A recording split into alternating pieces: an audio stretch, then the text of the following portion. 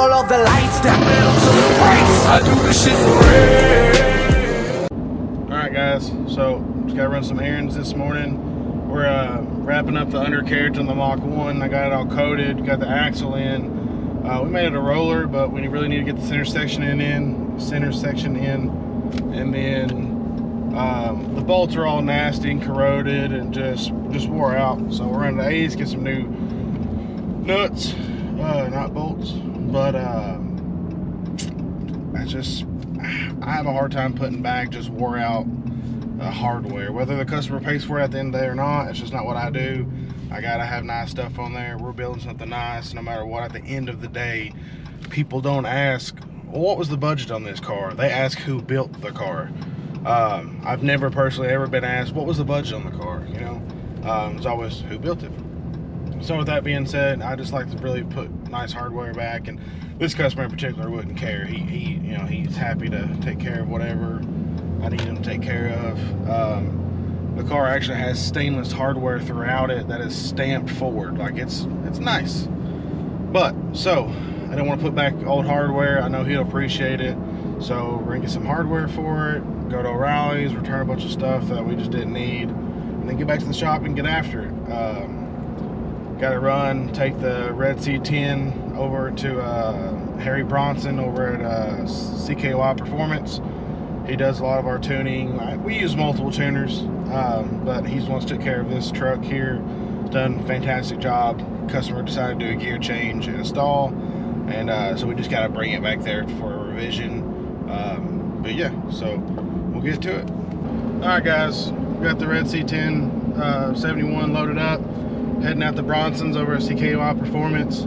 I did just want to take a moment to talk about tuning. So we use multiple tuners, and this is my explanation of why. I personally, this is my opinion, hate it, love it, but at least I'm being honest about it. In my opinion, there is not one tuner that is the best at everything. And the reason I say that is because every tuner has their niche. Everybody has their niche. One of our shop shirts is stay in your lane. I mean that nothing to do with the track. It has to do with stay in what you're good at. You know, we fabricate pretty good. We do restorations, we paint. I mean, we have to jump around a little bit, but you're not gonna see me out there, you know, painting or rebuilding transmissions. You know, I don't do that. I'd like to get the knowledge to do that, but I only have so much time. So I stay in my lane. I don't advertise that. And there's things that I can do that I don't advertise to do, and I prefer not to do it because I personally don't think I'm great at it. I'm good at it, but I just don't do it enough. So speaking of not doing it enough, so if I build a Civic, I've got a customer right now that's inquiring about doing a build on a 7th gen Civic. I would not send that to someone like, I don't really know if I want to name drop, but I wouldn't personally send that to James Short. For one, he's not going to do it because I don't think he messes with Hondas, and I don't blame him. Why would he? Because he stays in his lane. So I would send that to Eric Jarvis. Eric Jarvis has a fast Honda, a super fast Honda. Mad Scientist Auto. If you don't know him, you need to look him up. Dude is ridiculous. He's got an S2000 with a compound turbo setup, billet motor. Guy slays it, kills it in all aspects of what he does. But you know, I wouldn't send. You know, but a lot of shops, they won't do things because they try to stay in their realm. Other shops are more open to do everything, and I just don't agree with that. You know, would I send a 1,000 horsepower build to a customer or to a shop that only tunes, you know, 500-600 horsepower cars? No, I would not. Because just because they could do it doesn't mean they should do it. I try to keep everybody in their realm of comfortability.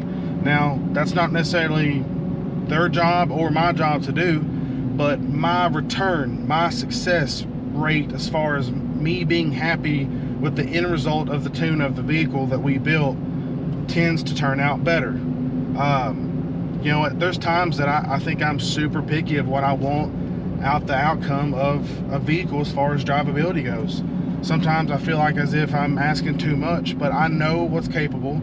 I don't necessarily know how to tune. I tweak on my stuff, and Jason Bringer does our tuning as far as at the track and stuff on the Holly setup.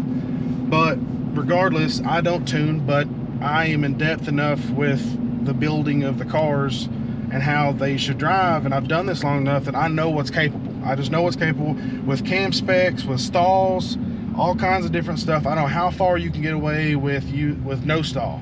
I know what to expect with no stall. Even out of a cam that claims to not need a stall, you're still going to have some issues.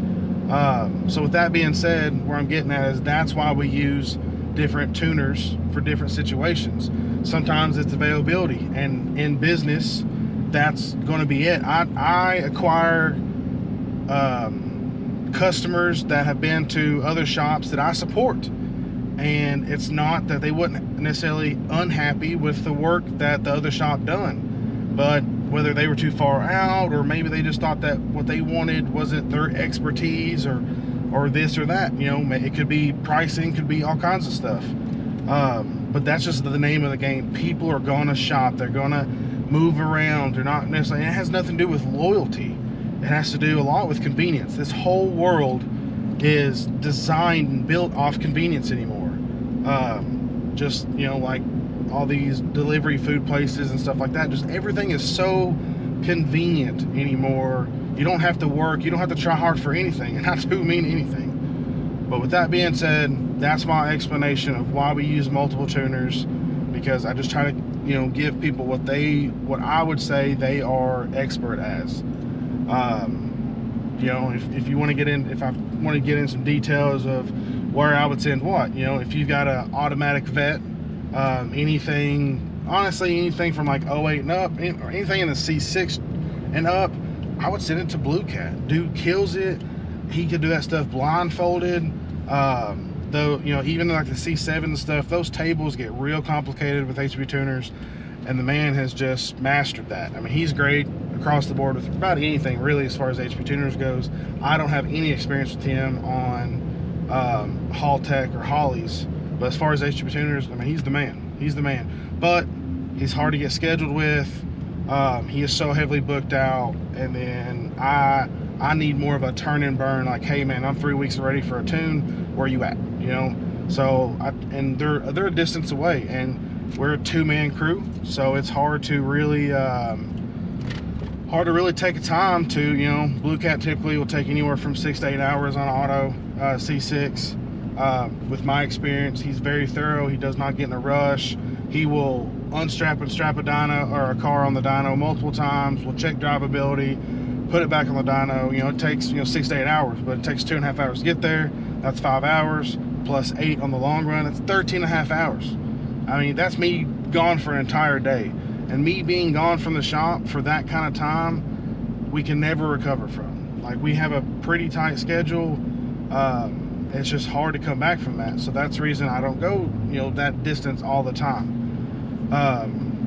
So, and we're going to get in a wreck here from somebody doing a legal U-turn. Awesome. But anyways, so then, you know, obviously, if the car has a Haltech on it, I'll reach out to Haltech right away. Why would I send it to anyone else other than them, or someone who's an expert at Haltech? Eric also does Haltech. He's a dealer. He installs them. He tunes them. Eric is branching out to be, you know, more and more as far as into that tuning game. But regardless or whatever, you know, I would never consider anyone else for a Honda based, because he's the king of that. I mean, why would you say anywhere else? It's just be ignorant, you know, in my opinion. But anyways, so yeah, kind of drug that out longer than I needed to, but that's why we, you know, tuner hop, so to speak. Started at the bottom, but I'm next guy. Went from top 5 to the best 5. And if last year left you unimpressed, I hope you know that everything before was just a test drive.